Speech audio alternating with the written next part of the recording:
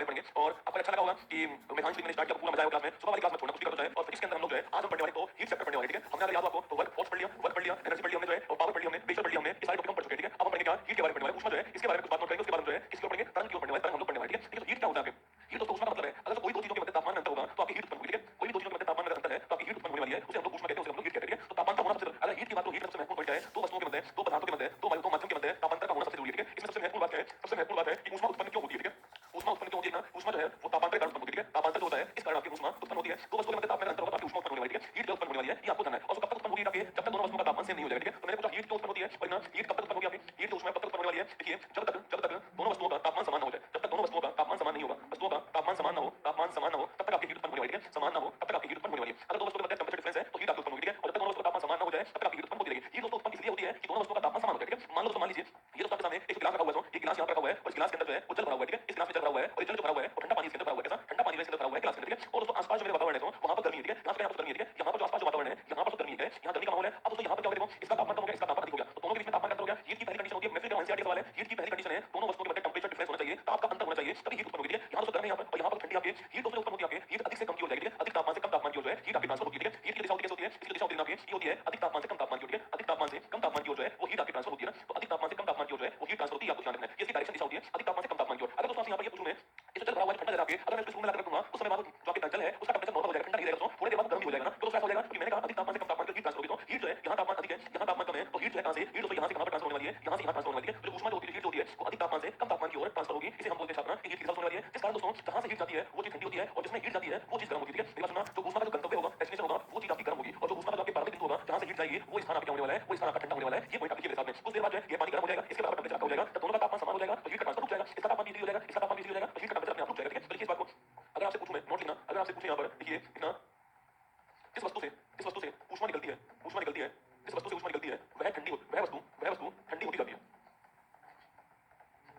जिस वस्तु से हीट निकलती है वह वस्तु ठंडी होती जाती है, समझ रहे हो आप? तो मैंने कहा हीट का ट्रांसफर अधिक से कम की होगा, तो जिस वस्तु से हीट निकल रही है वो ठंडा दोस्तों होते जाएगा, वो ठंडा होने लग जाएगा। जिस वस्तु से हीट निकलेगी वो वस्तु आपकी ठंडी होने वाली है, ठीक है। आप दोस्तों आपके थर्मल जो काम करता है वो इसी पे काम करता है। आप देखना दोस्तों, ये अगर इस गिलास के अंदर ठंडा पानी दोस्तों होता है, इस गिलास में नॉर्मल पानी है, ठंडा पानी इस गिलास में होता तो इसके आसपास देखना आपके कुछ पानी जमा होता, तो ऐसा होता, अभी बात करते हैं, ठीक है। देखिएगा, एक आपने सुना होगा, आपने देखा होगा आपके ठंडे पानी के गिलास को, ठंडे पानी की बोतल के ठंडे पानी की बोतल ऐसे को कमरे के तापमान पर, ठंडे पानी की बोतल, कमरे के तापमान पर ठंडे पानी की बोतल, ठंडे पानी की बोतल को रखने पर बोतल के आसपास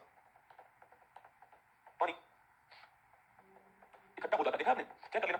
ठंडे पानी की बोतल फ्रिज में रखी होगी, उसको बाहर निकाल के लाओ, 10-5 दिन बाहर अपने सामने टेबल पे रख लो, आसपास में पानी जमा हो जाएगा, वो पानी कहां से आ गया दोस्तों, सोचने वाली बात है ना। आपकी बोतल से पानी फैल भी नहीं रहा है, फिर भी उसके आसपास पानी जमा हो जाएगा, इस कांसेप्ट को हम हीट से समझने वाले हैं, ठीक है। देखिए मैंने आपसे कहा दोस्तों, ये आपकी बोतल रखी लो, ये आपकी बोतल जो है यहाँ पर बना हुआ आपके सामने, ये है बोतल ना, ये ठंडे पानी की बोतल जो मैंने यहाँ पर बना दी, ठीक है। ये बोतल आपके इसमें भरा हुआ ठंडा पानी, ठीक है, इसके अंदर जो है ठंडा पानी भरा हुआ है, ठीक है, ठंडा पानी भरा हुआ है। मान लो इसका तापमान जो है 5 डिग्री सेंटीग्रेड तापमान का है, ठंडा पानी है। और जो बाहर जो वायुमंडल आपके, ये बाहर जो वायुमंडल है, जो आपके बाहर जो कमरे का तापमान पूछना से, ये कमरे का तापमान कितना है, कमरे का तापमान 25 डिग्री सेंटीग्रेड आप जानते हैं, इतना तापमान हमारा रूम का है। अब तो मुझे बताओ तापमान अधिक हुआ, यहाँ तापमान अधिक हुआ, और यहाँ तापमान कम हो गया, चलो मैंने आपका हीट ट्रांसफर कहां से कहूं, हीट ट्रांसफर कहां से होने वाली है, हीट ट्रांसफर जो है वो अधिक तापमान से कम तापमान की ओर होने वाली है। मतलब दोस्तों आपकी जो हीट है वो यहाँ से यहाँ पर जाएगी, ठीक है। हीट जो आपकी वो यहाँ से यहाँ पर जाएगी, तो मुझे ये बताओ दोस्तों, इन अगर हीट यहाँ से यहाँ पर जाएगी तो कुछ समय बाद में तापमान किसका बढ़ने वाला है, ये बोतल का तापमान बढ़ने वाला है, मैंने कहा हीट जहाँ पर जाती है उसका तापमान बढ़ाएगी, तो कुछ समय बाद में जो बोतल जो है इसका तापमान 5 के बाद 10 हो जाएगा, और कुछ समय बाद में 15 हो जाएगा, कुछ समय बाद में आपके 20 हो जाएगा, कुछ समय बाद आपके 25 हो जाएगा, तो कुछ समय बाद में तापमान क्या होगा, तो तापमान जो होगा आपके, तापमान होगा आपके, इस बोतल का तापमान क्या होने वाला है, तब तक बढ़ने वाला है। कुछ समय बाद में जब तक 25 डिग्री नहीं होगा तब तक आपकी हीट ट्रांसफर होती रहेगी। जैसे दोस्तों यहाँ 25 डिग्री हुआ और यहाँ 25 डिग्री होगा बोतल के अंदर, तो हीट का ट्रांसफर हो जाएगा, ये आपको ध्यान रखना है, ठीक है। मैंने दोस्तों आपसे कहा कि दोस्तों यहाँ से हीट दोस्तों यहाँ पर जा रही है, यहाँ से हीट यहाँ पर जा रही है, तो इसका तापमान क्या होगा, यहाँ से हीट यहाँ पर इसकी तुलना में तो ये ठंडा है, अरे भाई यहाँ 5 डिग्री था, यहाँ 25 डिग्री था, कुछ समय बाद 10 डिग्री हो गया, ये 25 है, ये 15 हो रहा है, ये 25 है, तो धीरे-धीरे इसकी तुलना में ठंडा हो जा रहा है।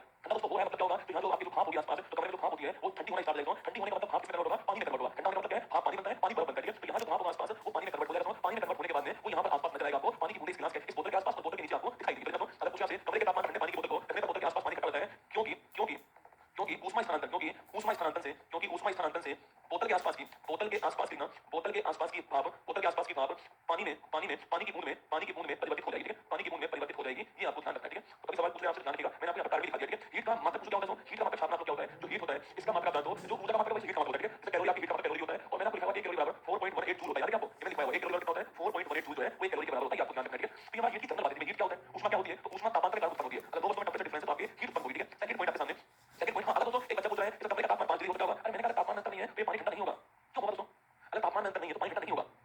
अगर दोस्तों कमरे का तापमान, अब तो ऐसा थोड़ी एक लगाम में आप बोलते हो कमरे में बोतल ठंडा तो पानी गर्म हो जाएगा, नहीं होगा, तापमान का डिफरेंस नहीं है, अगर तापमान डिफरेंस नहीं है तो कोई प्रभाव नहीं पड़ेगा, ये बात नोट करना, ठीक है। चलिएगा, मैंने आपसे कहा कि हीट 1 कैलोरी बराबर 4.18 जूल होती है, ये हीट की फॉर्मूला बताई थी। हीट क्या होती है, टेंपरेचर डिफरेंस, पहली कंडीशन लगाई उसकी, टेंपरेचर डिफरेंस होगा तो हीट आपके ट्रांसफर होगी। हीट कहां से जाएगी? अधिक तापमान से कम तापमान की हो जाएगी। कब तक जाएगी दोस्तों? जब तक दोनों के बीच टेंपरेचर डिफरेंस समाप्त ना हो जाएगा, तब तक ट्रांसफर होने वाली है। अगला पॉइंट आपसे पूछ लेंगे दोस्तों कि हीट ट्रांसफर हो रही है, हाई टू लो ट्रांसफर हो रही है हीट आपकी। अगर आपसे सवाल पूछूं आपसे कब तक ट्रांसफर होने वाली है, टेंपरेचर सेम हो जाएगा, ट्रांसफर हो जाएगी, ठीक है? जहां से हीट जाती है वो चीज ठंडी होती है और जिसमें हीट जाती है वो चीज आपकी गर्म होती है, ठीक है? अब देखिए तो ऊष्मा जो होता है ना, तो ऊष्मा जो है इसका संचरण ये बहुत ही महत्वपूर्ण सवाल, ठीक है ना? जो हीट जो है मैंने कहा हीट ट्रांसफर होती है, हीट कैसे कैसे ट्रांसफर होती है, देखिए ऊष्मा जो है इसका संचरण कैसे होता है, मैं सवाल दिखाऊंगा आपको, इसके ऊपर खूब सवाल पूछ जाते हैं ना, महत्वपूर्ण पॉइंट है। हीट का ट्रांसफर पूछा से हीट जो है किस प्रकार ट्रांसफर होती है, उसकी तीन विधियां हैं। कितनी तीन विधियां हैं? एक तो विधि कंडक्शन के द्वारा, चालन के द्वारा, एक होता है कन्वेंशन के द्वारा, संवहन के द्वारा, एक होता है रेडिएशन के द्वारा, इसके द्वारा विकिरण के द्वारा, ठीक है? तो देखिएगा तो ऊष्मा जो है इसका संचरण जो है इसके तीन मेथड, कितने तीन प्रकार है इसके, देखिएगा एक तो होता है कंडक्शन, क्या होता है कंडक्शन, होता है इसको क्या बोलते हैं, आप इसे बोलते हैं चालन, क्या बोलते हैं चालन कहते हैं, ठीक है? एक होता है कन्वेंशन, क्या होता है एक होता है कन्वेंशन, ठीक है? इसको हम बोलते हैं संवहन, क्या बोलते हैं संवहन कहते हैं, ठीक है? और एक होता है आपके रेडिएशन, क्या होता है रेडिएशन होता है, इसे हम बोलते हैं क्या, इसे हम कहते हैं विकिरण, क्या बोलते हैं विकिरण कहते हैं, ठीक है? तो कंडक्शन कन्वेंशन और आपके रेडिएशन तीन हमारे पार्ट, ठीक है? चालन संवहन विकिरण तीन तरह की आपके जो हीट है उसका ट्रांसफर होता है। तीनों में जो अंतर है उसको ध्यान से सुनना आपको, सवाल उसी अंतर पे बनता है, डिफरेंस होता है ना उस पे सवाल बनेगा। मैं तीनों को एक ही बोर्ड पे समझा रहा हूं आपको, एग्जांपल भी दूंगा और समझा भी दूंगा, ठीक है? चालन पहला पॉइंट चालन आपके, चालन दोस्तों हमेशा ना चालन जो आपके इसमें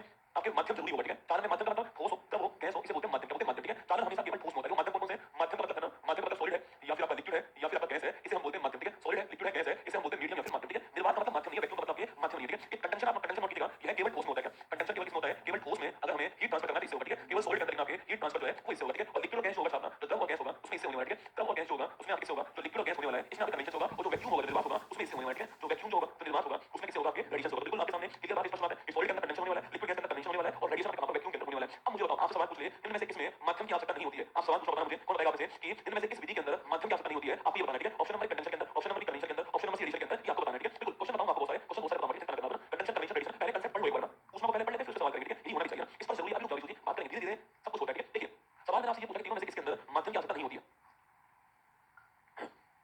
तो तीनों में से किसके अंदर आपके अनुसार माध्यम की आवश्यकता, बिल्कुल अरे मैंने तो देखो ना, माध्यम मतलब सॉलिड लिक्विड गैस, यहाँ सॉलिड यहाँ लिक्विड गैस वहाँ पर वैक्यूम, देखो अगर पूछूं आपसे क्या इसमें माध्यम चाहिए दोस्तों, तो इसमें माध्यम चाहिए, ठीक है? इसमें माध्यम चाहिए, ठोस होना चाहिए, ठीक है? इसमें भी माध्यम चाहिए ना, इसमें भी आपके मीडियम चाहिए, ठीक है? माध्यम का मतलब मीडियम मीडियम, ठीक है? इसमें माध्यम चाहिए, इसमें माध्यम नहीं चाहिए, ठीक है? इसमें माध्यम नहीं चाहिए, ये आपको ध्यान रखना है। इसमें मीडियम चाहिए, इसमें चाहिए, इसमें नहीं चाहिए, ये आपको नोट करना है। अगर दोस्तों आपसे यहाँ पर ये पूछना आपसे ठोस के अंदर कौन सा, ठोस के अंदर आपके कंडक्शन होता है, ठीक है? ठोस में कंडक्शन होता है, ठीक है? ठोस में क्या होता है, ठोस में कंडक्शन होता है, ये आपको नोट करना है, ठोस में कंडक्शन, ठीक है? अब ठोस दोस्तों जो होता है आपके, मान लो दोस्तों आपके, मान लो आपकी ये ठोस है आपके, कुछ भी मान लो आप, कोई लोहे का बर्तन है, कोई मान लीजिए लोहे की छड़, कुछ भी मान लीजिए जो आपकी मर्जी हो, आप दोस्तों मान लो लोहे की आपकी चम्मच, ठीक है? लोहे की चम्मच आप मान लीजिए। अब दोस्तों आप अगर उसको दोस्तों अगर आप लोहे की चम्मच का एक सिरा पकड़ते हो और दूसरा हिस्सा जो है वो आग में रख दो दोस्तों, तो कुछ समय बाद देखा, कुछ समय बाद आपका दूसरा हिस्सा गर्म हो जाएगा। आप देखना जो भी दोस्तों मेटल होता है, धातु होती है, उसका अगर एक सिरा आपने गर्म कर दिया तो दूसरा सिरा अपने आप गर्म दोस्तों होने वाला है, क्योंकि धातु जो होती है वो ऊष्मा के चालक होते हैं, ठीक है? देखो ये जो धातु आपके सामने धातु जो होगा, जो ठोस होगा उसमें कण दोस्तों पास पास, पहली क्लास याद करो पदार्थ वाली केमिस्ट्री क्लास थी, धातु के क्या होते हैं, धातु के कण होते हैं वो आपके ठोस में कण पास पास होते हैं। मान लो दोस्तों, मान लो यह कण आपके ऐसे, ठीक है? यह कण पास पास कण आपके, यह पास पास कण आपको दिखाई देंगे, यह पास पास कण, ये क्या आपके पास पास कण आपको यहाँ पर दिखाई दे रहे हैं, ठीक है? यह पास पास कण जो आपको यहाँ पर नजर आ रहे हैं, ठीक है? तो मैंने आपसे ये कहा कि जो ठोस होता है उसमें जो कण जो होते हैं आपके वो बिल्कुल पास पास होते हैं। अब दोस्तों मैंने किसी से मान लो मैंने ये वाला हिस्सा है इसको गर्म कर दिया, ठीक है? मान लो दोस्तों मैंने कहा मैंने दोस्तों ये वाला हिस्सा आपके इसको गर्म कर दिया, ठीक है? इसको मैंने गर्म कर दिया है इस वाले हिस्से को। अब दोस्तों हीट जो है आपके वो इस वाले कण के पास पहुंच जाएगी, क्योंकि इसमें टच हुआ पड़ेगा, इसमें कण स्पर्श होना बहुत जरूरी है, कण टच होना बहुत जरूरी है, ठीक है? इसमें कण होंगे वो टच होंगे आपके, तो हीट आपके यहाँ से यहाँ यहाँ से यहाँ यहाँ से यहाँ यहाँ से यहाँ यहाँ से यहाँ और यहाँ पहुंच गई, हीट यहाँ से यहाँ टच है दोस्तों आपके, हीट ट्रांसफर हो जाएगी, यहाँ पहुंच जाएगी, यहाँ से हीट यहाँ पहुंच जाएगी, यहाँ से हीट यहाँ पहुंच जाएगी, यहाँ से हीट यहाँ पहुंच जाएगी। तो जो हिस्सा हमने गर्म किया है कुछ समय बाद में उसका दूसरा अपोजिट हिस्सा है वो भी उसका वो भी आपके गर्म हो जाएगा, वो भी गर्म हो जाएगा। इसे हम बोलते हैं आपके चालन ठोस के अंदर, सॉलिड के अंदर कंडक्शन बोलते हैं। तो कंडक्शन की पहली शर्त ठोस होना चाहिए, माध्यम आपके सेकंड शर्त क्या है, कणों का आपस में स्पर्श होना चाहिए, ठीक है ना? कण दोस्तों क्या होंगे आपके, कण होंगे साथ ना, कण होंगे इसको आगे तुम आगे होंगे, इसको यहाँ होंगे, ये कंडक्शन है, ये कंडक्शन है, ये कंडक्शन है, यहाँ कन्वेंशन है, यहाँ कन्वेंशन है और यहाँ रेडिएशन है। तो मैंने आपसे ये कहा बेटा कि कंडक्शन होता है इसमें माध्यम चाहिए, ठीक है? इसमें पहली बात तो इसमें माध्यम चाहिए और माध्यम कौन सा आपके, माध्यम केवल ठोस चाहिए, ठीक है? माध्यम केवल ठोस चाहिए, क्योंकि ठोस में ही वो कंडीशन होती है जब कण जो है कण एक दूसरे को स्पर्श करते हैं, ठीक है? कण एक दूसरे को स्पर्श करते हैं, टच करते हैं, तब वही कंडीशन होती है। इसमें कणों के मध्य संपर्क होना जरूरी है, कणों के मध्य संपर्क जरूरी है, कण एक दूसरे को स्पर्श करेंगे जरूरी है, कंपल्सरी है ना? तो मैंने कहा ना आपसे यहाँ पर जो हीट ट्रांसफर होती है वो कण टच होते हैं, इसलिए एक कण से दूसरे कण ट्रांसफर होती है। अब मुझे बताओ आपसे पूछा आपसे कि क्या कंडक्शन के अंदर कण जो है वो खुद आपके स्थानांतरित होते हैं, आपको बताना है क्या कंडक्शन में कण जो है वो एक स्थान से दूसरे स्थान पर जाते हैं, ये आपको बताना है। सोच बताओ, सवाल मैंने पूछा आपसे इसी डायग्राम में सवाल कहां से है, सवाल मैंने पूछा क्या कंडक्शन में कणों का स्थानांतरण जो है, कणों का स्थानांतरण आप सवाल पूछा है क्या होता है तो यस और नहीं होता तो नो। अब कमेंट बॉक्स के अंदर आपके अनुसार क्या होता है, ठीक है? आपको बताना है, यहाँ पर डायग्राम बना हुआ है, अपनी कॉपी लगाओ, मैंने किस प्रकार हीट को ट्रांसफर किया है वो मैंने आपको बताया, ठीक है? आपको बताना है क्या कंडक्शन के अंदर कणों का ट्रांसफर होता है क्या, ये आपको बताना है, ठीक है? बस थोड़ा दिमाग लगा लो काम हो जाएगा, हर चीज रटने बैठो सवाल गलत हो जाएगा, थोड़ा लगाओ लगाओ, जब भी कंडक्शन आएगा कोई फोटो लगाना चाहिए, एक हिस्सा गर्म किया दूसरा हिस्सा गर्म हो गया। हाँ अरे दोस्तों यहाँ पर मूव क्यों होंगे दोस्तों, जो आपस में टच किए हुए हैं दोस्तों, मान लो दोस्तों 10 लोग खड़े हुए हैं दोस्तों, 10 लोग जो आपके वो हाँ एक दूसरे के पास में खड़े हुए हैं और एक ईंट को मुझे एक नंबर से 10 नंबर पहुंचाना है दोस्तों और टच करें आपस में, तो यहाँ से इसको पकड़ूंगा उसको पकड़ेगा, क्यों मूव करेगा, क्यों लेकर जाएगा दोस्तों, ट्रांसफर करेंगे। तो यहाँ पर हीट जो है आपके हीट एक कण से दूसरे कण के अंदर टच होती है, इसलिए ट्रांसफर हो जाती है, कणों का मूवमेंट नहीं होता है, कण मूव नहीं करेंगे, कण नहीं करेगा, आपकी हीट ट्रांसफर होगी, टच हो रहा है इसलिए हीट ट्रांसफर होने वाली है ना। यहाँ पर कणों का स्थानांतरण आपके नहीं होता है, कणों का स्थानांतरण नहीं होता है। क्वेश्चन पूछते हैं जहां पे दिखाऊंगा सवाल ना, ये तो हमारा कंडक्शन हो गया आपके, जितने भी दोस्तों आप जितने भी आप जानते हो जितने भी आपने मैंने एग्जांपल लीजिए, एग्जांपल लीजिए आप देखिए धातु की छड़ के एक हिस्से को धातु की छड़ के एक हिस्से को गर्म करने पर, एक हिस्से को गर्म करने पर साथ गर्म करने पर दूसरा हिस्सा जो है दूसरा हिस्सा कुछ समय पश्चात दूसरा हिस्सा कुछ समय पश्चात स्वतः ही गर्म हो जाता है, कुछ समय पश्चात स्वतः ही गर्म हो जाता है, स्वतः ही गर्म हो जाता है, ये आपको ध्यान रखना है, ठीक है? स्वतः ही गर्म हो जाता है, ये आप नोट कीजिए। मैंने आपसे कहा दोस्तों इसलिए दोस्तों क्या होता है, कैटलिक होती है इसका चाय बनाते हो उसके एक हिस्से पर देखना आप प्लास्टिक लगा होता है ना, ब्लैक ब्लैक प्लास्टिक लगा है पकड़ने के लिए दोस्तों, अगर वो नहीं हो भाई साहब आप पकड़ नहीं पाओगे उसको, वो प्लास्टिक होता है, प्लास्टिक होता है वो ऊष्मा जो है उसका अच्छा कंडक्शन नहीं कर पाता है, इसलिए हमें अपने हाथ में हीट महसूस नहीं होती, ठीक है? इसलिए वो लगा होता है ना, तो भी आप फ्राई पैन यूज करते हो, तो भी आप कोई भी चीज यूज करते हो उसमें देखना आप लोग जो है उसके जो जहां से आप पकड़ते हो वहां पर उस ठोस के ऊपर जो है कोई ना कोई परत लगती है प्लास्टिक की, लकड़ी और प्लास्टिक में ऊष्मा है उसका संवहन नहीं होता, उसका संचरण नहीं होता, ठीक है? तो ये एग्जांपल मैंने एक दिया, आप अपने आप सोच लेना, तो इसका एग्जांपल बन सकते हैं, ठीक है? तो ये हमारा कंडक्शन हो गया, ठीक है? ये हमारा कंडक्शन होगा। कंडक्शन में माध्यम चाहिए, यस चाहिए, कौन सा ठोस चाहिए,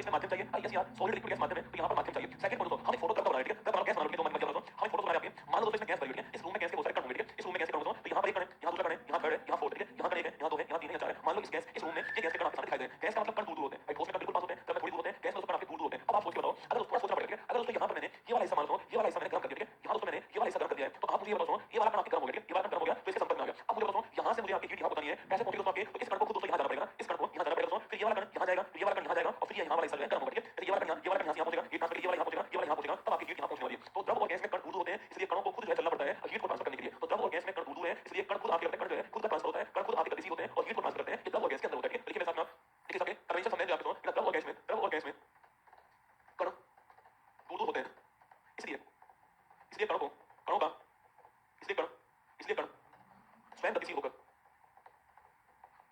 ऊष्मा का स्थानांतरण करते हैं। मैंने आपसे कहा ठीक ना, यहाँ पर कणों का मूवमेंट होता है, ठीक है, यहाँ पर कणों का स्थानांतरण होता है। आप पूछोगे सर इसका एग्जांपल क्या दोस्तों, बहुत सिंपल सा एग्जांपल देखो, इसका एग्जांपल देना कन्वेंशन का एग्जांपल दोस्तों। देखिए ये दोस्तों आपकी पृथ्वी है, ठीक है, इसको थोड़ा दोस्तों आपके घर में दोस्तों मान लेते हैं, ये दोस्तों कुकर रखा हुआ है, ठीक है, ये कुकर रखा हुआ है यहाँ पर, और हमने जो इसमें यहाँ दोस्तों आपकी आंच जला दी, ठीक है, हमने यहाँ पर आंच जला दी, ठीक है, इसमें पानी भरा हुआ है, इसमें जो है मान लेते हैं पानी भरा हुआ है।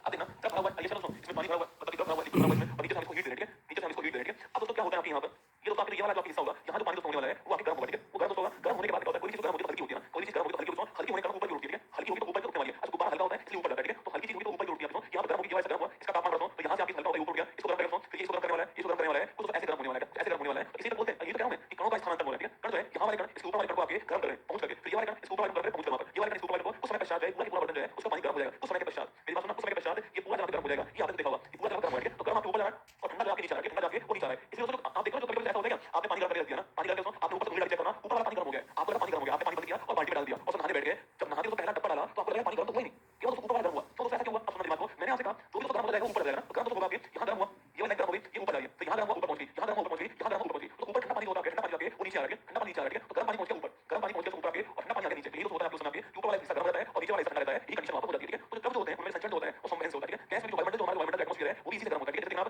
ये तो आपकी फ्रिज आप चेक करना, ये आपकी फ्रिज है, ठीक है, इस फ्रिज में आप कोई सी फ्रिज लाओ दुनिया की अच्छी से अच्छी महंगी से महंगी 2 floor 4 floor 8 floor 22 floor 50 floor इतनी फ्लोर की फ्रिज लाओ, इतनी बड़ी फ्रिज लाओ, उसमें दो चीजें हमेशा ऐसी रहेगी, ठीक है। एक तो आपकी जो फ्रीजर होगा वो ऊपर की साइड होगा, ठीक है, और एक सब्जी रखने वाला होगा वो नीचे की साइड होगा, मान लो ऐसा, ठीक है, फ्रीजर आपके पास फ्रिज है, उसमें उस फ्रिज में फ्रीजर ऊपर है और सब्जी रखने वाला नीचे, क्यों भाई साहब फ्रीजर ऊपर है सब्जी वाला नीचे, दोस्तों ऐसा क्यों हुआ, देखिए सुनिए, यहाँ तो यहाँ पर तापमान कम होगा, जैसे दोस्तों यहाँ तापमान कम होगा, अरे भाई यहाँ तो फ्रीजर है दोस्तों, तो यहाँ तापमान कम होगा, ठीक है, यहाँ तापमान कम होगा दोस्तों, अब तापमान कम होगा तो आपकी जो हवा आसपास की भारी होगी, ठीक है, तापमान कम है तो हवा कैसे होगी, हवा ठंडी होगी, मैंने आपसे पहले कहा है गर्म हवा हल्की होती है, गर्म हवा हल्की होती है और ठंडी हवा भारी होती है, ठीक है, गर्म हवा हल्की होती है, ठंडी हवा भारी होती है, तो आप मुझे बताओ तो ऊपर जो फ्रीजर होगा उसमें तापमान कम होगा, हवा दोस्तों ठंडी होगी तो भारी होगी, क्या होगी, ठंडी होगी तो भारी दोस्तों, और भारी होगी तो क्या होगा वो नीचे की ओर आएगी, भारी होगी तो क्या होगा दोस्तों वो नीचे की ओर आएगी, तो भारी होगी तो नीचे की ओर आएगी, कुछ ऐसे गति करेगी, तो ठंडी हवा यहाँ से यहाँ पहुंचेगी, ठंडी हवा जो है इसका संवहन जो है इसका संवहन कुछ ऐसे होने वाला है, ठंडी हवा यहाँ से यहाँ पहुंचेगी, इस कारण दोस्तों आपके ये पूरा फ्रिज ठंडा रहता है, ऊपर ठंडी हवा आ रही है नीचे पहुंची, अगर दोस्तों ऐसा होता कि तो फ्रीजर यहाँ पर होता तो हवा ठंडी होती और नीचे जाती, ऊपर वाले से गर्म नहीं हो पाता ना, ऊपर वाले से गर्म नहीं हो पाता, फ्रीजर तो इसलिए ऊपर तापमान कम होगा, ठंडी होगी नीचे आएगी तो पूरा फ्रिज ठंडा कर देगी, अब सुनना ठंडी हवा तो नीचे आ रही है, इसकी तुलना में यहाँ पर हवा गर्म होगी, इसकी तुलना में यहाँ पर हवा गर्म होगी, यहाँ पे गर्म होने वाली है, यहाँ तापमान अधिक होगा, इसकी तुलना में आप जानते हैं फ्रीजर में तापमान कम होता है और जो सब्जी वाला होता है इसमें तापमान अधिक होता है, सब्जी वाली टोकरी होती है, यहाँ तापमान अधिक होता है, तापमान अधिक होता है, गर्म होगी हवा कैसे गर्म होगी हवा, और हवा से गर्म होगी क्या होगी आपकी ये ऊपर जाएगी, गर्म होगी हल्की होगी ना, गर्म होगी तो हवा हल्की हो जाएगी, हल्की होगी तो क्या होगी ये हवा ऐसे ऊपर करने वाली है, तो गर्म हवा जो है फिर गर्म हवा जो है वो उसका संवहन होगा और वो ऊपर पहुंच जाएगी, फ्रीजर उसको ठंडा करेगा, तो फ्रीजर जो है वो उसका ठंडा करेगा, ठंडा करने के बाद यही वापस होने वाला है, इस प्रकार चलने वाला है, इस प्रकार आपके पूरे फ्रिज के अंदर जो है वो हवा सर्कुलेट होती रहेगी, ऊपर ठंडी हवा नीचे आएगी, नीचे गर्म हवा ऊपर जाएगी, ऊपर ठंडी होगी फिर नीचे आएगी, इसे बोलते हैं आपके संवहन, संवहन इसमें कणों का आपके स्थानांतरण होता है, स्पर्श नहीं होता है इसके अंदर, माध्यम चाहिए होता है, वायुमंडल गर्म होना, फ्रीजर में फ्रीजर का ऊपर होना, ये सारे संवहन के एग्जांपल है, आप लिख लो ना, आप लिख लो, मैंने आपसे कहा लिख लेना, इसका एग्जांपल लिख लीजिए यहाँ पर, देखिए एग्जांपल देखिए फ्रिज में फ्रीजर का ऊपर होना, फ्रीजर का ऊपर होना, यही कारण है, एक लिख लीजिए वायुमंडल का गर्म होना, वायुमंडल का गर्म होना, ये इसका एग्जांपल है, एटमॉस्फेयर वायुमंडल गर्म होना, ये इसका एग्जांपल कन्वेंशन का, तो कन्वेंशन में कणों का ट्रांसफर होता है, स्पर्श नहीं करते हैं, माध्यम चाहिए होता है, ये बात समझ में आगे होती है, एक बार समझ जाओ, समझ में आ चुकी है आपको कि फ्रीजर में फ्रिज के ऊपर, फ्रिज में फ्रीजर के ऊपर होता है, ठीक है, गर्म हवा हल्की होती है, कुछ बात है क्या हमारे गोरा बाबू खूब सही साहब, तो वालों साइड पर क्या बोल रहे थे और ध्यान दिया यार, चलो भाई समझ में आई तो देखो क्वेश्चन करेंगे एक बार, लास्ट वाला पढ़ा क्वेश्चन रेडी से हमारा ये बना लेना आप लोग ना, ये दोनों बना लेना, इससे आपको भविष्य में समझने में आसानी हुआ क्या, ठीक है, रिफ्रेश करो, चलिए बेटा आज शाम से डालना स्टार्ट करो, व्हाट्सएप पे आज शाम से स्टार्ट करो, ठीक है, आज शाम से स्टार्ट, चलो अब देखो एक थर्ड हमारे पास रेडिएशन बचा है, विकिरण बचा है, रेडिएशन बचा है, ठीक है, देखो इसको बोलते हैं विकिरण, पीछे लिखना है यहाँ विकिरण, रेडिएशन, मुझे बताओ रेडिएशन में माध्यम चाहिए क्या नहीं चाहिए, ठीक है, तो रेडिएशन होता है ये दिमाग में होता है, इसका वैक्यूम लिखा है ना, वैक्यूम के अंदर है, माध्यम इसमें नहीं चाहिए, ठीक है, माध्यम आपके नहीं चाहिए होता है, रेडिएशन विकिरण के अंदर आपको साथ में, ठीक है ना, पृथ्वी का गर्म और ठंडा होना, ये इसका एग्जांपल समझना कैसे होता है, पृथ्वी का गर्म होना ठंडा होना, ये इसका एग्जांपल होता है, ठीक है, इसका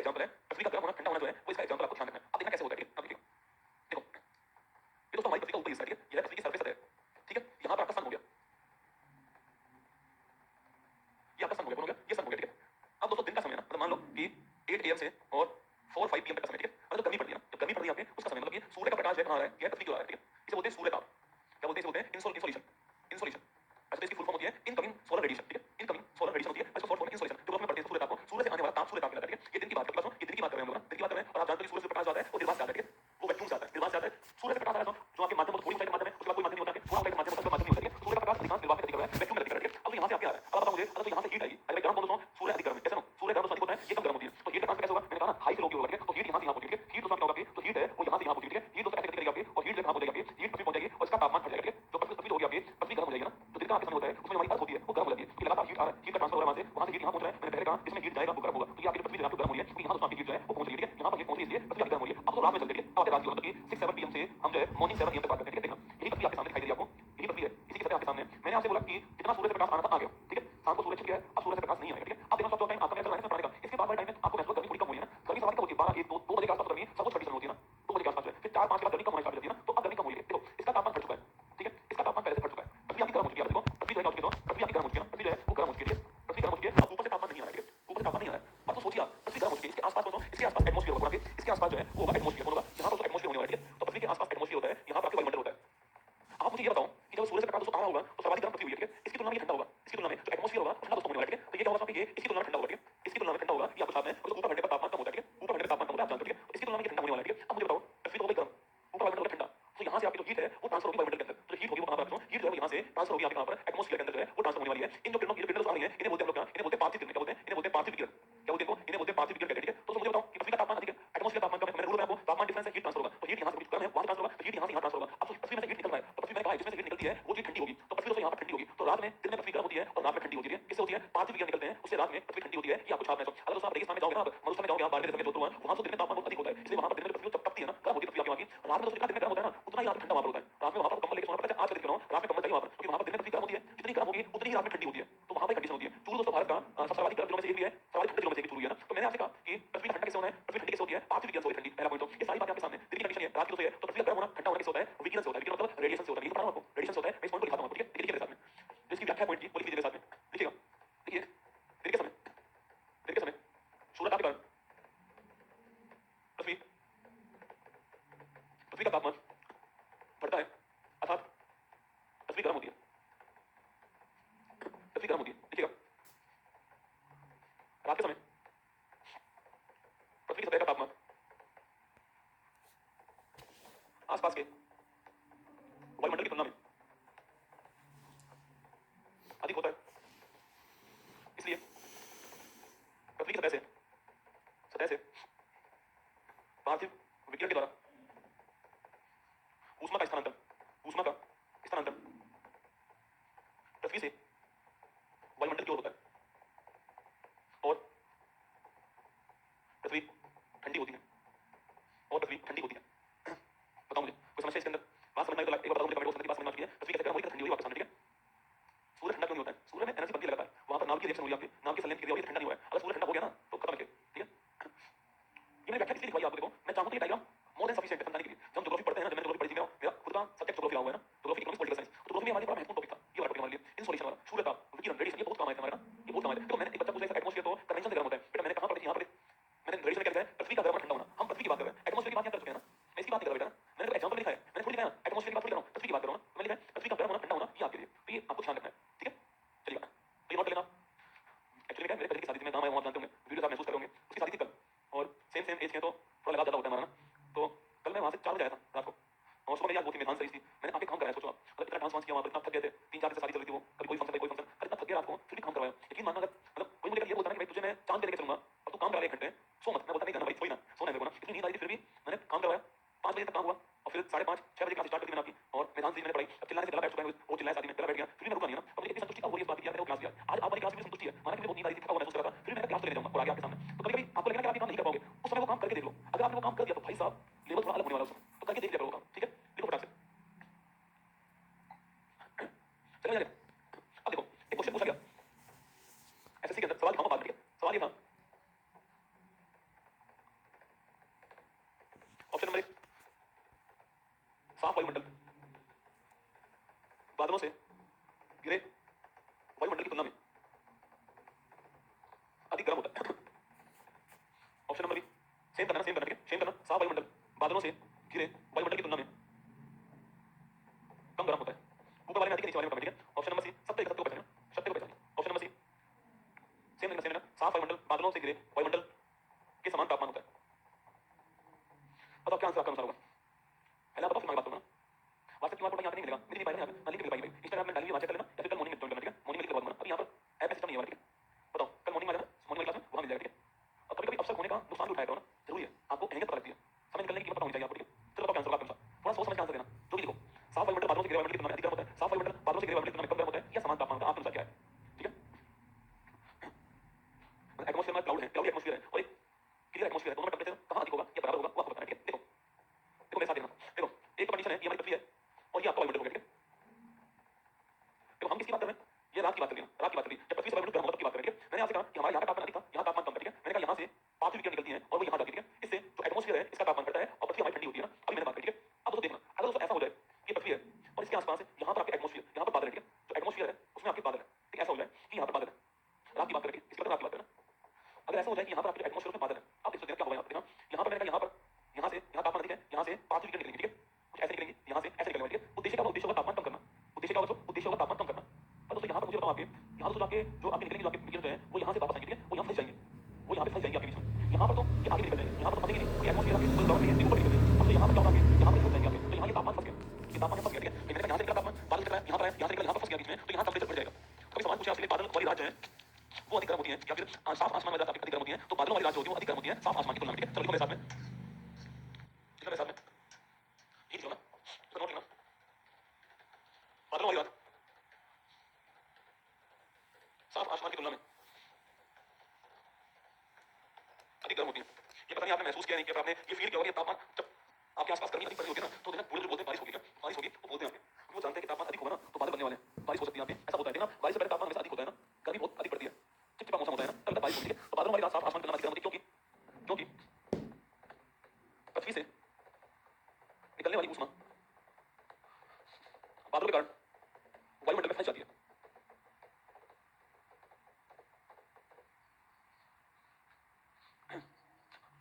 देखिए फटाक से,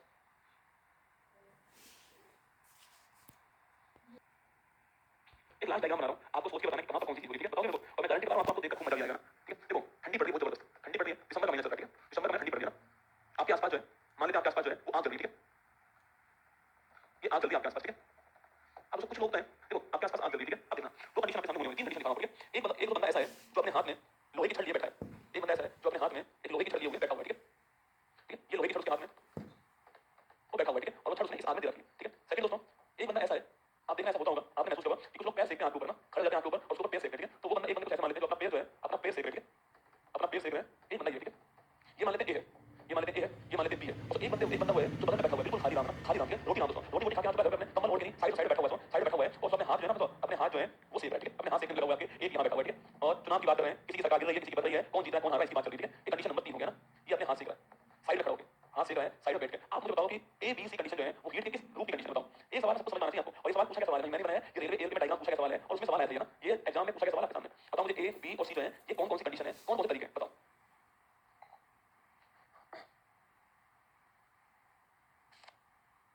क्या बात है, करंट मोशन एकदम ठीक आंसर है।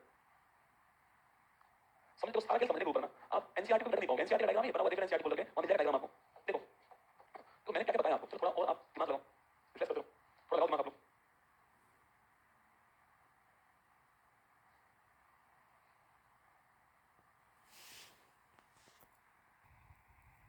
मतलब मॉर्निंग वाली क्लास कितना प्यार दिया आप सबने यार, और पूरे भारत में नंबर 5 पे ट्रेंडिंग है अभी मॉर्निंग वाली क्लास अपनी, पूरे भारत में नंबर 5 पे ट्रेंडिंग चल रही है, आपका क्या है। देखो कंडीशन देखना, हम इससे स्टार्ट करें, हम इससे स्टार्ट कैसे करते हैं, मैंने आपसे कहा कि अगर ठोस है, गैस सॉलिड है और टच में है, टच में है ना, टच में है और सॉलिड है, और यहाँ पर अगर गर्म होगा तो यहाँ से यहाँ से यहाँ से यहाँ पहुंच जाएगा, ठीक है। तो देखिएगा, तो जो ए होगा, ए तो होगा कौन सा कंडेंसर, ए तो कौन सा होगा, ए तो होगा कंडेंसर, ठीक है। मतलब कि चाल, ए तो होगा कंडेंसर। बी देखो, बी देखो, बी जस्ट ऊपर है इसका ना। अभी मैंने कन्वेंशन बनाया, देखो कहां पर बनाया कन्वेंशन मैंने आपके, देखो यहाँ देखो, इसमें देखो ऊपर जा नीचे आ रहा है, कैसे नो, इसमें देखो ऊपर जा नीचे आ रहा है, तो कन्वेंशन जो होता है ना आपके, वो आपके ऐसे होता है, परपेंडिकुलर होता है, लंबवत होता है। तो देखो तो ये कंडीशन होगी यहाँ पर, उसमें क्या होगा, यहाँ से हीट यहाँ से यहाँ पहुंचेगी, ठीक है, ऐसे हीट चलने वाली ना। तो बी वाली कंडीशन में समझ है, टच में नहीं है, बिल्कुल नहीं है, टच में नहीं है, गर्म होगा बिल्कुल बात है, तो समझ वाली होगी, ठीक है। सी वाला तो यहाँ पर बैठा हुआ है, सी वाला यहाँ बैठा हुआ है, ये हो गया रेडिएशन, ठीक है। ये केवल जो है रेडिएशन जो है उसका आनंद ले रहा है ना, तो रेडिएशन जो होती है उसके आनंद ले रहा है यहाँ पर, तो ये हो गया हमारा रेडिएशन। अब देखिए टच में नहीं है, बिल्कुल सही, टच में आपके, तो विकिरण वाली कंडीशन आपके सामने यहाँ पर आ चुकी है। तो रेडिएशन जो होती है ना, विकिरण जो इसके लिए एक वर्ड और यूज कर सकते हैं, कौन सा वर्ड आपके, एक वर्ड और यूज कर सकते हैं, कौन सा वर्ड, इलेक्ट्रोमैग्नेटिक वेव्स, देखना कौन सा वर्ड आपके, देखना जो रेडिएशन जो होती है, विकिरण होती है, तो विकिरण जो होती है वो होती है इलेक्ट्रोमैग्नेटिक वेव्स।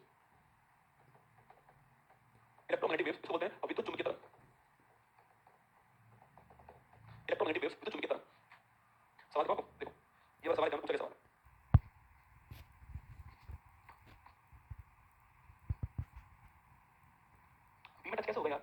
कहाँ लिखा है मैंने? होता है कन्वेंशन मैट्रिक्स, सी कन्वेंशन लिख लो जितना चाहो तुम, पर कन्वेंशन हमेशा परपेंडिकुलर होता है, ठीक है? जो संवहन जो होता है ना, लिख लो इसको, संवहन लंबवत होता है। संवहन का मूवमेंट ऐसे होता है, ठीक है? संवहन का मूवमेंट ऐसे होता है, संवहन लंबवत होता है, ठीक है? संवहन लंबवत होता है, ऐसे मूवमेंट होता है, ठीक है? चलो सवाल दिखाएंगे इनको, दिखाओ सवाल मुझे दिखाओ। Transfer of heat through electromagnetic waves, इसमें मतलब कि इलेक्ट्रोमैग्नेटिक जो वेव आती है उसके द्वारा ट्रांसफर ऑफ हीट होता है, उसे क्या बोलते हैं? किसमें होता है? कंडक्शन में, कन्वेंशन में, रेडिएशन में, ऑल ऑफ द अबव। आप जानते हैं, मैंने कहा भी रेडिएशन जो होता है इसमें ट्रांसफर होता है छापना, वो इसके बराबर होता है, ठीक है? तो आगे बढ़े, आगे बढ़ेगा। अब देखो, मैंने कहा हीट के लिए सबसे महत्वपूर्ण पॉइंट क्या है? टेंपरेचर। हीट कहाँ होगी? हीट के लिए महत्वपूर्ण पॉइंट है आपका टेंपरेचर, तापमान। हीट के लिए महत्वपूर्ण पॉइंट है टेंपरेचर। टेंपरेचर को मापने के लिए हम यूज करते हैं थर्मामीटर, तापमान। इस तापमान को मापन करने के लिए, मापन करने के लिए हम तापमापी जो है इसका यूज करते हैं, थर्मामीटर जो है इसका यूज करते हैं। जो हीट होता है उसके लिए तापमान होता है, टेंपरेचर महत्वपूर्ण है। टेंपरेचर को मापने के लिए तापमापी थर्मामीटर जो है उसका यूज करते हैं। अब देखिए, एक होता है तापमान मापने के लिए सेल्सियस, हमारे पास में सेंटीग्रेड बोलते हैं ना, ये 37 डिग्री सेंटीग्रेड। एक होता है फारेनहाइट, एक होता है केल्विन, एक होता है रोमन। ये चार बड़े प्यारे क्वेश्चन, ठीक है? देखो मैंने कहा एक होता है कौन सा? एक होता है सेल्सियस, बोल दीजिए इसको सेल्सियस, सेल्सियस, या सेंटीग्रेड बोल दीजिए, या फिर ऐसे भी लिख सकते हैं, ठीक है? एक होता है हमारा फारेनहाइट, इसको ऐसे लिखते हैं, ठीक है? एक होता है हमारा केल्विन, रोमन लिख लो, रोमन, इसको ऐसे लिखते हैं। एक होता है केल्विन, केल्विन में कभी हम ऊपर डिग्री लगाएंगे ना, केल्विन में ऊपर डिग्री यूज नहीं करेंगे, तो चार अंतर है, इसमें डिग्री है, यहाँ डिग्री है, यहाँ डिग्री है, उसमें डिग्री नहीं होगी, ठीक है? अब देखिए, तो देखिए सेल्सियस, फारेनहाइट, रोमन, केल्विन, ठीक है? देखिए अगर हम जल की बात करें, किसी बात करें, जल की बात करें, तो जल जो होता है इसका हिमांक बिंदु क्या होगा? हिमांक बिंदु मतलब कि फ्रीजिंग पॉइंट। जल का हिमांक बिंदु क्या होगा? जल का फ्रीजिंग पॉइंट क्या होगा? जिस पर जल बर्फ बन जाए उस पॉइंट को बोलते हैं हम लोग फ्रीजिंग पॉइंट, या फिर उसे बोलते हैं हम लोग हिमांक बिंदु, ठीक है? आप जानते हो जल जो है 0 डिग्री सेंटीग्रेड पे होती है आपके बर्फ बनती है, ठीक है? अगर ये तो हम जानते हैं, ये तो हम जानते हैं, ठीक है? अगर इसको मुझे फारेनहाइट में लिखना हो तो क्या लिखूंगा? 32 डिग्री फारेनहाइट। अगर मैं इसी को फारेनहाइट लिखूंगा, 32 डिग्री फारेनहाइट निकालना सिखाऊंगा, ठीक है? अगर उसमें रोमन लिखूंगा, रोमन में 0 डिग्री लिखूंगा, रोमन में 0 डिग्री लिखूंगा, ठीक है? और जो केल्विन यहाँ लिखूंगा, केल्विन में 273 केल्विन लिखूंगा, तो चार लिखे मैंने। जल का फ्रीजिंग पॉइंट, कभी सवाल पूछा आपसे, जल का फ्रीजिंग पॉइंट केल्विन में कितना होता है? 273 के। जल का फ्रीजिंग पॉइंट रोमन में 0 डिग्री रोमन, जल का फ्रीजिंग पॉइंट फारेनहाइट में 32 डिग्री फारेनहाइट, जल का फ्रीजिंग पॉइंट सेल्सियस में कितना होता है? 0 डिग्री सेल्सियस, ठीक है? अब देखिए लिखना बॉइलिंग पॉइंट, लिखना भाप बिंदु, इसको बोलते हैं बॉइलिंग पॉइंट। जल कब गर्म होता है? सेल्सियस जानते हैं 100 डिग्री सेल्सियस ना, 100 डिग्री सेल्सियस जो है इसमें जल गर्म होता है, सेल्सियस में बात करूं फारेनहाइट की छापना 212 डिग्री फारेनहाइट जो है इसमें जल गर्म, मतलब कि 100 डिग्री सेल्सियस इसके बराबर, ठीक है? और जो रोमन यहाँ इसमें 80 डिग्री रोमन पे छापना जल गर्म होता है, ठीक है? और जो आपका केल्विन यहाँ पे ये 373 केल्विन जो है इस पे गर्म होता है। तो जल का फ्रीजिंग पॉइंट सेल्सियस में 0 डिग्री है, फारेनहाइट 32 डिग्री है, रोमन में 0 है, केल्विन में 273 केल्विन है। जल का बॉइलिंग पॉइंट पूछना से सेल्सियस में 100 डिग्री सेल्सियस है, फारेनहाइट में 212 डिग्री फारेनहाइट है, रोमन में 80 डिग्री रोमन है, और केल्विन में 373 केल्विन, 3 केल्विन है। कभी कभी सवाल सीधा पूछता है ना, आप लिखो मैं सवाल निकालता हूं, ठीक है? अगर आपसे पूछूं यहाँ पे इन दोनों का डिफरेंस कितना है, देखो निकालो अंतर, निकालो दोनों का, निकालो अंतर। देखो बेटा इनका अंतर निकालेंगे हम लोग, यही लिखाऊं, ठीक है? थोड़ा सा ऊपर करूंगा इसको, थोड़ा सा ऊपर करूंगा इसको, देखो अंतर लिखना, अंतर डिफरेंस। देखो 0 और 100 कितना अंतर हो गया? 100 हो गया ना, ठीक है? यहाँ अंतर कितना हो गया आपके? यहाँ अंतर हो गया छापना आपके 212, 132 आपके 180 का अंतर हो गया, यहाँ पर 80 का अंतर हो गया, यहाँ पर 100 का अंतर हो चुका है, ठीक है? ये इसका डिफरेंस है, उनमें 100 का डिफरेंस है, यहाँ 180 का डिफरेंस है, यहाँ 80 का डिफरेंस है, यहाँ पे 100 का डिफरेंस है। अब मैं आपको एक फॉर्मूला लिखा रहा हूँ, एक फॉर्मूला लिखा रहा हूँ आपको, जो फॉर्मूला खूब काम आएगा कभी सवाल करोगे तो वहां पर, ठीक है? देखो आपको जो करना क्या है, आपको ये करना है बेटा, यहाँ पर इस फॉर्मूले में आपको करना क्या है, इस फॉर्मूले में करना क्या है आपको?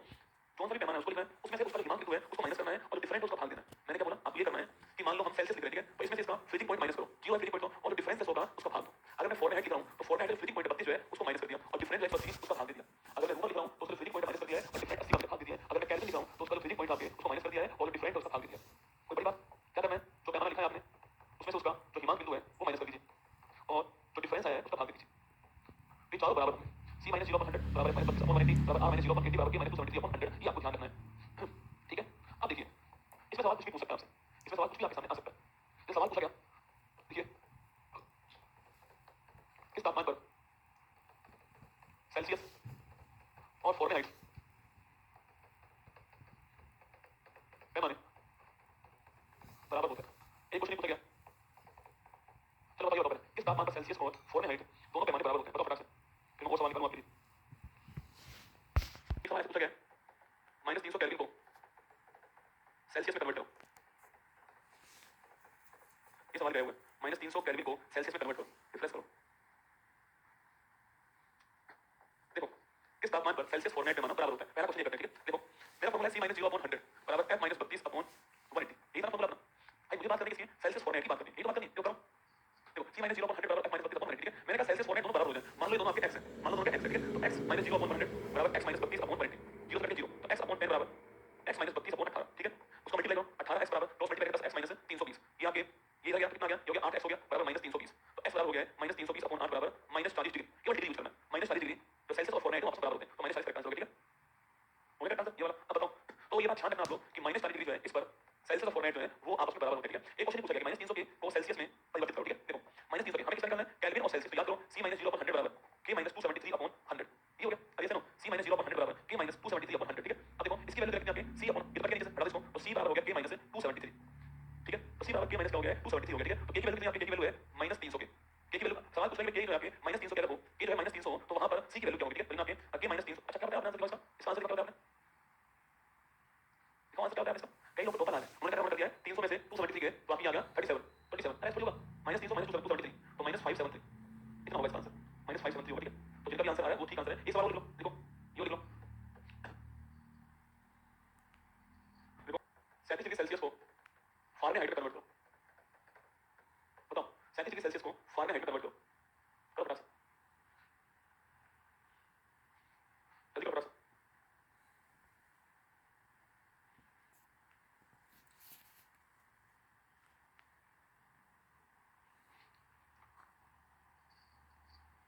बताओ क्या आंसर होगा? 37 डिग्री सेल्सियस को फारेनहाइट में कन्वर्ट करो। कई लोगों को इसका आंसर याद होगा तो निकालेंगे क्यों ना, नहीं निकालेंगे जानता हूं, पर आपको निकालना चाहिए, आपका फॉर्मूला आज तक तो आपने रट्टा मारा है ना, आपने रट्टा मारा है, आज निकाल के चेक करो कितना आ रहा है। ठीक है, देखो c - 0/100 बराबर f - 32/180। ठीक है, ये हो गया। अब देखो बोल रहा है 37 डिग्री सेल्सियस तो 37 - 0/100 बराबर f - 32/180 निकालना है इसको, 0 कट गया 0 2 नंबर 18 इसको ऐसे लिखो। ठीक है, काटो इसको, देखो मल्टीप्लाई करो 37 में 18 कितना आएगा 56 का 6 5 8 का 24 5 29 7 और 3 6 16 और 6 तो 666 आ गया बराबर 10f - 320 आ गया। ठीक है, तो 10f बराबर 666 और 320 कितना हो गया 6 8 और 9 तो f बराबर कितना आ गया 98.6 डिग्री फॉरेनहाइट। जो अपना जो बॉडी का तापमान होता है उतना ही होता है, तो अपनी बॉडी का तापमान उतना ही होता है। कितना लिखा हुआ है 98.6 डिग्री फॉरेनहाइट या फिर 37 डिग्री सेल्सियस, ये हमारी बॉडी का टेंपरेचर है। सेल्सियस में कितना है, फॉरेनहाइट में कितना है, ये आपको ध्यान रखना है। ठीक है, नोट करो, एक सवाल और लिखो, एक सवाल और लिखो, एक सवाल और लिखो।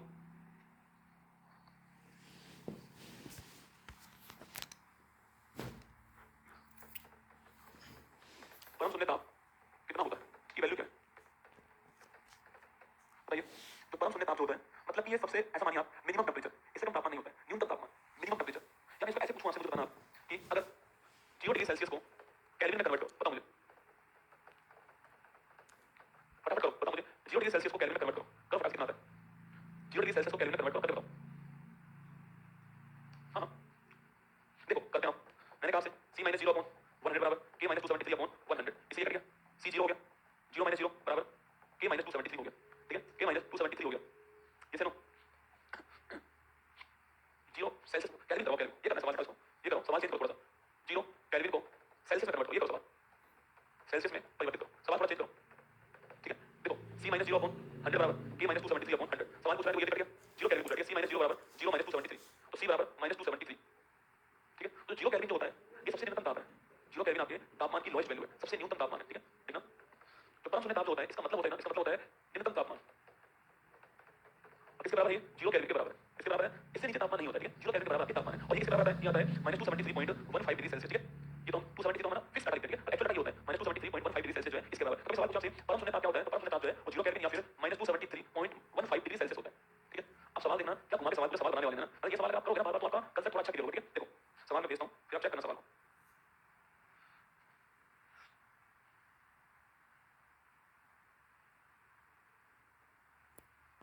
परम शून्य ताप फिर 2 लाइन लिखाऊं फिर छोड़ूंगा। ठीक है, सवाल लिखो, ये सवाल आपके सामने आ रहा है, देखो ये सवाल बीएसएफ के अंदर पूछा गया ना, जो बॉर्डर सिक्योरिटी फोर्स का एग्जाम होता है आरओ एग्जाम, बीएसएफ आरओ का एग्जाम है उसमें सवाल आया हुआ है। बताओ भाई the scale of temperature in which the temperature is only positive, मतलब टेंपरेचर कौन सा स्केल है इसमें तापमान हमेशा पॉजिटिव होता है, फॉरेनहाइट है, सेल्सियस है, केल्विन है, ल्यूमन है, आपको बताना क्या आंसर होगा। दिखाओ यहां से दिखाओ, ये अभी 19 में सवाल पूछा गया। ठीक है, बताओ क्या आंसर आपके अनुसार होने वाला है इसका, बस 2 लाइन और लिखो फिर छोड़ मत। हाँ आज मॉर्निंग वाली क्लास में मैंने लिख दिया था।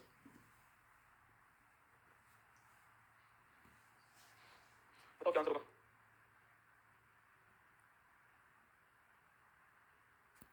मैंने आपसे कहा कि परम शून्य ताप आपका एब्सोल्यूट टेंपरेचर, एब्सोल्यूट ना सबसे कम तापमान वो केल्विन में 0 केल्विन होता है। ये सुनो केल्विन में 0 केल्विन होता है, तो मुझे बताओ, मैं कह रहा हूं कि सबसे न्यूनतम तापमान 0 केल्विन है। मैंने कहा ना केल्विन में 0 केल्विन से न्यूनतम तापमान है, मतलब माइनस हो गई भाई, लोएस्ट सेल्सियस में माइनस होता है ना, -20 40 या -20 डिग्री सेल्सियस, फॉरेनहाइट माइनस होता है, रूम माइनस होता है, केल्विन पॉजिटिव होता है। केल्विन जब 0 केल्विन है वो -273 से कम तो है ही नहीं कोई तापमान, इससे कम तापमान तो कहीं है ही नहीं।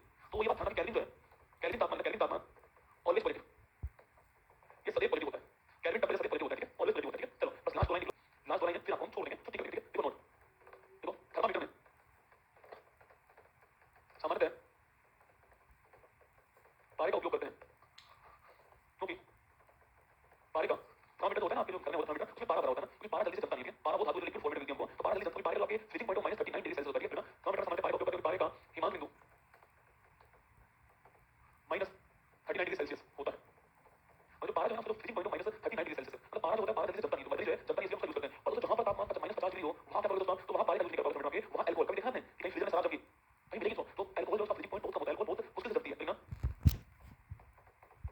न्यून तापमान वाले स्थानों पर थर्मामीटर में पानी की जगह अल्कोहल का उपयोग करते हैं। पानी का यूज नहीं करते, अल्कोहल का यूज करते हैं। क्यों करते हैं? क्योंकि अल्कोहल का हिमांक बिंदु